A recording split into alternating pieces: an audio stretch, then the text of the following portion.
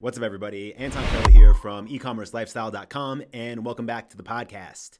If this is your first time listening, just know that this show is designed to help you increase your revenue, automate your operations, and become number one in your niche. And if you are a listener, you're probably well aware that I am a huge fan of Shopify. We've been using them to build our stores for years, and it's because they have the best product and they're always leading in what is coming next. And one thing they do that I love is host an annual event. It's called Shopify Reunite. And at this event, they have different team members and different leaders of different areas of the company give these presentations where they share different things regarding where the company currently is, how it's growing, and what's coming next. And for the previous 2 years, I've done podcast episodes after Shopify Unite, where I've shared my top takeaways and what I'm most excited for. Now, this year was a little bit different due to COVID-19. They weren't able to actually host the in-person event. So they kind of rebranded it as Shopify Reunite, and they did it virtually, and it just took place. They shared a lot. So what I'm going to do in today's episode of the podcast is share what I'm most excited about right now and in this coming year in the world of Shopify. So the first thing isn't exactly new, but it was talked more about, and that is Shopify Email. So what this basically is a way to manage all of your email marketing without having to install any apps or leave your Shopify account. And for years and years and years now, we have used and relied on Klaviyo, and we still do. Okay, Klaviyo is the best email autoresponder there is for Shopify. They have the deepest integration. The emails just work. They get sent, they get delivered, and we've made a lot of money by using Klaviyo. So the first thing I'll say is at this point, we are not planning on switching any of our existing businesses from Klaviyo to Shopify. But what I will say is for the next store that we build, I'm going to try to use only Shopify email. I'm going to see how the experience works. I'm going to see how it gets better because that's a big thing. It's not where Klaviyo is yet. Their plans obviously are to make it better, but because it's not there yet, we're not going to just switch a whole bunch of stuff. But I think the future does look really exciting. And the main reason, honestly, is pricing. So the way this is going to work with Shopify email is they're making it up until October 1st of 2020. It is completely free to use. So all you have to do is log into Shopify and you can use Shopify email for free. Now, after October 1st, their pricing model is going to be the first 2,500 emails that you send are free. So pretty good deal. Now, after that, the way they're going to bill is a flat cost of $1 for every 1,000 emails that you send. And that is really good pricing, especially because the way that they're setting it up is, again, all the functionality is not there like what you'd want it to be for a Klaviyo replacement. But again, I think they're working towards that. And as they release more and more functionality and features into it, there's not going to be pricing tiers. It's strictly going to be based on volume. So it's not like you're going to have to pay X amount of dollars a month to get all of these features unlocked. They're all going to be unlocked from day one. And no matter what, your billing is going to be $1 per 1,000 emails sent. So I wanted to do like a comparison to see how that stacks up against Klaviyo, which again is the gold standard in regards to email communication and email marketing. And the way Shopify is going to work, let's just take a hypothetical and say you have 10,000 email subscribers, and let's say you send bi-weekly emails. So you send 2 emails a week to 10,000 people. So that would be, let's just say 4 weeks in a month. That would be 8 emails in a month to 10,000 people. That would mean you sent 80,000 emails. Now with Shopify, again, that's $1 per 1,000. So your bill would be $80, which is very good. Again, this is like super cheap when it comes to email marketing.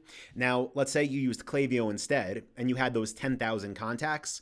Well, the way it works with Klaviyo is you pay based on how many contacts you have. And for 10,000 with the current pricing, you would have a bill of $150 a month.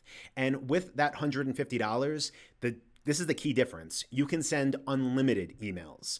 So depending on your email frequency, that might be a better deal. If you had 10,000 contacts and you wanted to mail them 7 times a week, not saying you should do that, but you could do that with Klaviyo and your bill would still be $150. Where with Shopify email, again, if you sent bi-weekly emails, you'd still be paying $80. If you sent one email a week, your bill would be $40. So there's like this trade-off, I guess, that everybody's going to have to find based on how often am I emailing my subscribers, my email list, and when does one make more sense than the other. At this point, from a features perspective, Klaviyo is still way ahead, but Shopify, again, I love them. They have a great team, so I'm sure their plan is to not just match Klaviyo, but get better. And once it does, then that question is really going to be asked by a lot more merchants. And where does the pricing make sense that you just switch to Shopify email? So for our next store, again, I'm going to start using it. I'll document and I'll post updates in the podcast with how it works. And yeah, we'll see. But that's super exciting because in the past, they've always had some basic email templates, but you could tell now they're going all in on this and really trying to make it the new gold standard for email marketing. Now, the second thing that I'm really excited about is ShopPay. And I guess like the easiest way to describe this, it really is just a rebranded Shopify Pay, which has been there. That's not new. But what they've done is not just rebrand Shopify Pay, they've actually linked it and replaced their existing app. And this is for consumer facing, right? This isn't like the Shopify app as a store owner, but the app for the person that's buying from Shopify stores. And the way it works now is if you accept Shopify payments, you have to accept Shopify payments, and you check off that you want to accept ShopPay. When somebody's buying from your store, they can choose to pay with ShopPay, which would be them linking their payment method through that.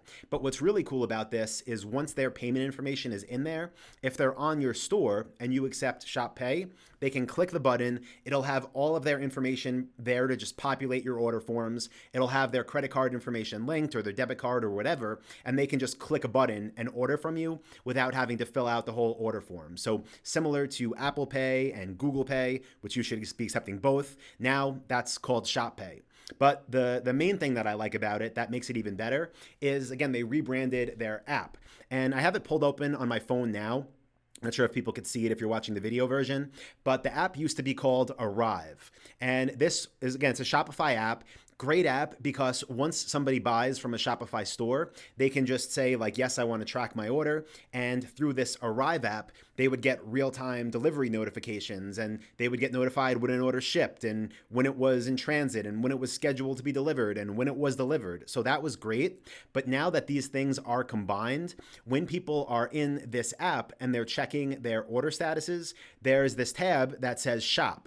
And when you go to Shop, you can see the stores that you've ordered from before, and you can click in and you can see their full product catalogs, but also you could just see on this app new arrivals. So for me right now in mine, I'm seeing supplements and I'm seeing all different types of electronics and like charging stations and digital watches and all these things from other stores that I've already ordered from that are accepting Shop Pay and that are linked up to the Shop app. So we're definitely gonna get in there. Again, it's as simple as clicking a button, and I'm excited about it because Shopify has over 1 million stores now on their platform. So people that are ordering from your store most likely have already ordered from another Shopify store, and it's just a great way to get some internal free marketing and also give your customers a faster checkout experience. So I really like that they combined those two things. Again, what was Shopify Pay and what was Arrive into one. I think this is going to be a great internal marketing feature, and I think it's going to be a great way to bring in some additional sales at no cost. So super exciting. Now, the third thing that I'm most excited for this year is what's called ShopPay Installments. So kind of a continuation of this whole ShopPay thing. And what this basically is Klarna, except owned by Shopify, or Affirm, except owned by Shopify. If you're a member of my coaching program, if you're in Dropship Lifestyle, you know that we are big fans of accepting financing from customers. The way that it works right now is you can use a third party, again, like Klarna or Affirm, and when a customer is on your store, they'll see this little box that says, do you want to make payments, basically? Do you want to make 4 payments of X amount of dollars, whatever that is. If the customer or the website visitor chooses that, then what's going to happen is they're basically going to get approved for financing with that company. The money is going to go to you right away, just like it was a normal sale. And then the customer will make payments to Klarna or Affirm or even PayPal credit. And then, that's it. That's how it works, basically. You still get your money right away.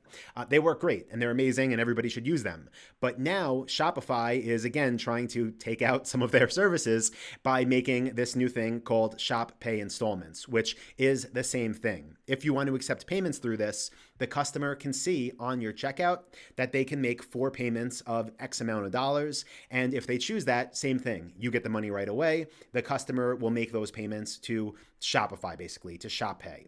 And what's really cool about this, even though it's nothing new or different, is that because it's native to Shopify, the customer doesn't have to see this thing like, what's Klarna, what's Affirm? It's just this native thing that's built into your checkout process, which is just cleaner. And anytime, not just with accepting payments, but in general, when you can reduce friction, your conversion rates will go up. So we're definitely going to be using this. Again, as long as approval rates for customers getting credit are the same or similar, I don't see how this will not increase conversion. So highly recommend checking that out as well and getting it set up on your site as soon as you can. Now, those are the big 3. Those are the 3 main things I was excited about. The 4th one is kind of a wild card because I'm not really sure what Shopify's plan is here with this. It's not something that we're going to use, but it's something that could open up the ability to sell on Shopify to people from all around the world. And, at my company, Dropship Lifestyle, we have students from over 50 different countries. And, I want them to have as much opportunity as anyone from any country. And again, I'm not sure if that's where Shopify is going with this, but if it is, that's awesome. So this is called Shopify Balance. And the way that this is going to work is you can literally get a debit card from Shopify. It's so weird, but you can get that from your store. And if you're using Shopify payments, you can basically bank through Shopify. So your money will be in an account. You'll have people buy from you. It'll go to that. You'll have this card that's linked to that account. The most similar thing, I guess, that I can see that being linked to right now is getting a PayPal debit card, which is linked to your PayPal account. So again, I don't see any reason for anybody to jump out and use this. Why not just have your bank account? Money still goes in within 48 hours. You can use your bank's card.